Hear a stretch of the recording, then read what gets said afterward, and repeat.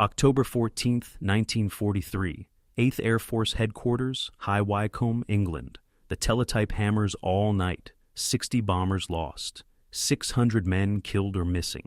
The day the crews will remember as Black Thursday. At 21:47, a message from Cole to Curtis LeMay hits the wire. Without true long-range escort, deep daylight raids can't be sustained. He urges an immediate halt. Jenner's Henry Hap Arnold sets the paper down and reaches for the secure line to Washington. The entire USAAF daylight bombing doctrine is teetering. None of them know an airplane already in production is about to flip the script. In 4 months, American fighters will be hunting German interceptors over Berlin. The Luftwaffe's carefully layered defenses, built over years, will start cracking under the pressure of one design that married British engineering to American mass production, the P-51 Mustang. It won't just shepherd bombers. It will rip the Luftwaffe's fighter arm apart as a fighting force. The math of strategic bombing was always ruthless. By October 1943, crews flying from England were staring at a statistical near certainty of death or capture. A full tour was 25 missions. The average life expectancy for a B-17 crew, 15 missions. Across the Channel, the Luftwaffe has built a wickedly sophisticated defense. 3 belts from the coast to the German heartland. Along the Channel coast, single-engine fighters slash into the formations as they cross into occupied Europe. Deeper in France and Belgium, twin-engine fighters lob rockets and heavy cannon fire from standoff range to shatter box integrity. Near Germany's core, elite units in Messerschmitt Bf 109G and Focke-Wulf FW 190A pounce on anything that survives. German radar tracks the bomber stream from the moment it forms over England. Controllers vector attacks with chilling precision. Think conveyor belt. Fighters attack, land, rearm, and attack the same formation again. General Adolf Galland perfects a head-on approach that exploits the B-17's weak forward arc, and his pilots learn to nail the lead aircraft to wreck bombing accuracy for the entire box. Rockets from the twins force gaps. The singles carve up the stragglers. The Mustang begins as an unlikely bet. In April 1940, the British asked North American Aviation to build Curtiss P-40s. Company President James Dutch Kindleberger counters, "We can design something better in the time it would take to tool up." One stood in 2 days after the contract, the NA-73X flies. Its laminar flow wing slashes drag. Early Allison engine versions look promising, but gasp at high altitude, until April 1942, when Rolls-Royce test pilot Ronald Harker flies a Mustang and immediately pushes to fit the Merlin 61 two-stage supercharged engine, the same power plant that supercharged the Spitfire. Suddenly, the Mustang is doing 441 mph, 30,000 ft. Internal fuel is 269 gallons for about 475 miles of combat radius. With drops is 850 miles, enough to reach Berlin, at 580 miles from East Anglia, and fight there. The Packard-built V-1653 keeps us 1,490 HP at altitude where German engines sag. No one sells that case harder than Leipzig Cole. Thomas Hitchcock Jr., the assistant military attaché in London, Polo Star, ex-Lafayette Escadrille pilot, and Mustang evangelist. His point to Arnold is simple. The Mustang can get to Berlin, brawl over Berlin, and get home. By late 1943, the Luftwaffe defending the Reich fields roughly 800 single-engine and 150 twin-engine fighters, experienced but dwindling. The Eastern Front is chewing up veterans.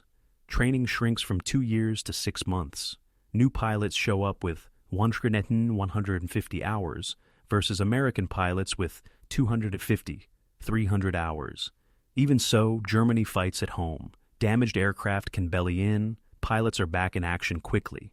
They can mass against a single raid and win locally even if they're losing globally. And American escorts keep turning back for fuel long before the bombers reach the target. The U.S. plan looks brilliant on paper. 2 simultaneous hits, Schweinfurt, ball bearings, and Regensburg, Messerschmitt, to split German fighters. The Regensburg force will continue to North Africa, dodging the gauntlet home. 376 B-17s launch. Regensburg leaves on time at 0700, but fog delays Schweinfurt by 90 minutes. The timing dies. Fighters that mauled Regensburg land, refuel, rearm, and are waiting for Schweinfurt. Lieutenant Coleridge Barony Jr. later writes of swarms queuing to attack. The sky fills with burning forts, debris, and parachutes. 60 B-17s go down. 600 men are dead, wounded, or captured. Message received: unescorted daylight bombing is not sustainable. Deep raids pause 6 weeks.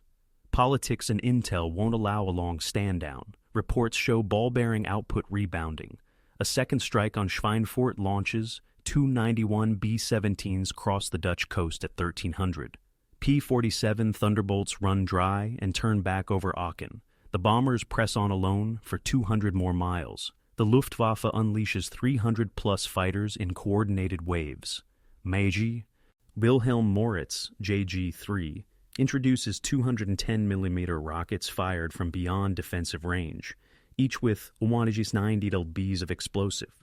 First Lacing Robert McCallum, pilot of Paddlefoot, watches aerial torpedoes smoke in. When they hit, a fortress simply comes apart. Bomb damage is excellent. Recon shows Schweinfurt wrecked, but the butcher's build is brutal. 60 bombers lost, 17 written off, 650 casualties. Morale tanks. The campaign is at a breaking point. Then, the cavalry. Neuve, 1943. The first P-51B Mustangs arrive at RAF Boxted, Essex with the 354th Fighter Group, 9th Air Force, under 8th AF control. Many pilots are fresh from P-39s and P-47s. Few have time in the Mustang. Major James Howard takes an orientation hop on Novi 25. At 30,000 feet, where the P-47 is running out of breath, the P-51 still has surge. The group debuts in Combat Deck 1 on a fighter sweep, and on Deck 5 they pull first escort. Bomber losses fall immediately whenever Mustangs ride along. On Jan 6, 1944, Lieutenant General Jimmy Doolittle takes over the 8th Air Force. He walks into fighter command, sees the sign, "The first duty of 8th Air Force fighters is to bring the bombers back alive." "Take it down," he says. "Put up this instead. The first duty of 8th Air Force fighters is to destroy German fighters." In one sentence, tactics flip. No more weaving tied to the boxes. Fighters range ahead, catch the Luftwaffe forming up, chase them home, and strafes their fields. Colas Don Blakesley of the 4th Fighter Group dumps rigid 3-ship elements for flexible 2-ship teams and tells his pilots to hunt. Operation Argument, Big Week, puts the new plan to the test. For 6 days, the 8th England and 15th Italy throw everything at German aircraft production. 3,000-plus bomber sorties, 10,000 tons dropped. But the real decision is in the air. With 5 groups now on P-51s, the Mustangs roam deep. On Feb 20, Major James Howard famously defends a bomber formation alone for 30-plus minutes, earning the Medal of Honor. German losses for the week are devastating. 355 fighters in the air, at 150 on the ground, and 17% of the fighter pilot corps killed. Veterans Germany can't replace. Factories may still produce airframes. They can't manufacture experience. Then comes the moment nobody in Berlin wanted to imagine.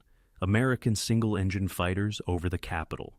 College Don Blakesley leads 81 P-51Bs of the 4th FG through awful weather, clouds stacked from 2,000 to 28,000 feet, navigating by dead reckoning.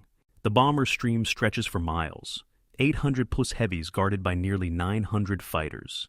Near Hanover, caped at Don Gentile in Shangri-La, spots BF-109s and FW-190s forming. "We dropped tanks and Dove," he recalls. 1 3-second burst, and a 109 rolls over and disappears. German radio intercepts catch disbelief.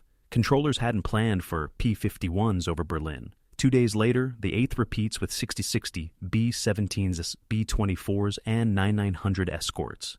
General Gallen personally leads JG units in FW-190A-8s and can't break through. His wingman is down before they reach firing range. Luftwaffe losses, 69 fighters destroyed, 26 damaged. American losses, 35 bombers, 11 fighters. The math turns lethal for Germany. America is getting stronger by the day. The Reich is not. By April 1944, 7 fighter groups fly Mustangs. 8th Fighter Command shifts to pure offense, sweeps ahead of the stream, ambushes on takeoff, and linger behind traps for returning Germans. Coleridge Hubert Zemke's 56th FG P-47s even fakes bomber radio chatter to lure defenders up into P-51 high cover. On April 8th, Leaston Robert Goebbels scores his 5th. At Brandenburg, Green pilots raise gear and try to turn, stall, crash. Veterans try to build speed. By then, the Mustangs are already on them. In May 1944, the bombing focus pivots to oil. The improved P-51D 650 cows, a bubble canopy, better all-around performance begins arriving. On May 12th, 800 bombers hit Leuna, Berlin, and Stettin, escorted by Sto 800 fighters. The Luftwaffe throws 500-plus aircraft into one of the war's largest air battles to date. Major George Preddy of the 487th FS cuts through massed formations, controlled chaos, he says, but the advantage was ours. German losses, 126 fighters destroyed, 64 damaged. U.S. losses, 46 bombers, 13 fighters. Germany actually builds more airframes in 1944, but pilot quality collapses. Many newbies don't survive their first mission. D-Day is the grade. The Allies put 13,000-plus aircraft over Normandy. The Luftwaffe manages 319 sorties. Allied fighters claim 42 German aircraft for 35 of their own. Lieutenant Cole John Meyer flies 3 missions on June 6th. We own the sky. With fighter units pulled back to defend the Reich and the rest starved of fuel and spares, German air power over France is functionally absent. The numbers close the argument. In January 1944, the Luftwaffe lists as 2,995 single-engine fighters. By June, despite cranking out 3,000-plus new airframes, operational strength sinks to 1,523. In the first 5 months of 1944, Germany loses 2,262 fighter pilots. U.S. fighter claims for 1944, 5,254 German aircraft in the air and 4,231 on the ground. The P-51 accounts for 450 of those kills, losing Strautmann's 2,520 Mustangs, a near 2.1 victory ratio. In October 1943, the 8th Air Force is on the brink of suspending operations. By June 1944, bombers can hit any target in Germany with acceptable losses. The variable that changed? True long-range escort, specifically the Mustang. The effects ripple far beyond the bomber war. Without air cover, German ground forces in Normandy suffer relentless fighter-bomber attacks. Mobility, the Wehrmacht's great edge, evaporates. On the Eastern Front, units siphoned west are not there to help the Army. The Red Air Force gains air superiority by mid-1944, and the summer defeats that follow are catastrophic. Oil production plunges from 196,000 tons, May 44, to as over $30,000, Sept. 44. Aviation fuel dries up. Training flights are canceled. Brand new aircraft sit idle for want of gas. Morale at home cracks as cities deep in the Reich endure daylight, precision raids with no reliable fighter protection. There's a bigger lesson, too. The Mustang is more than a fast, long-legged thoroughbred. It's proof that industrial capacity, training pipelines, and tactical innovation win wars. North American builds tots 15,000 Mustangs, peaking at 600 per month. Packard mass produces the complex Merlin. American pilots show up with 250s, 300 hours of flight time, trained safely stateside with fuel and airplanes to spare. German trainees arrive with 110, 150 hours after programs cut to the bone and schools hammered by bombing. And Doolittle's philosophy, attack the fighters, turns the escort from a shield into a sword. On April 25, 1945, the 8th Air Force flies its last European mission. 370 B-17s to rail yards in Czechoslovakia, covered by to 550 P-51s. No German fighters rise to challenge. The Luftwaffe, as a fighting system, is spent. After the war, Adolf Galland concedes the decisive factor was the American long-range fighter. Without escort, daylight bombing fails. With it, we were helpless. Hermann Goering sums up the psychology. When he saw Mustangs over Berlin, he knew the war was lost. The legacy outlives the war.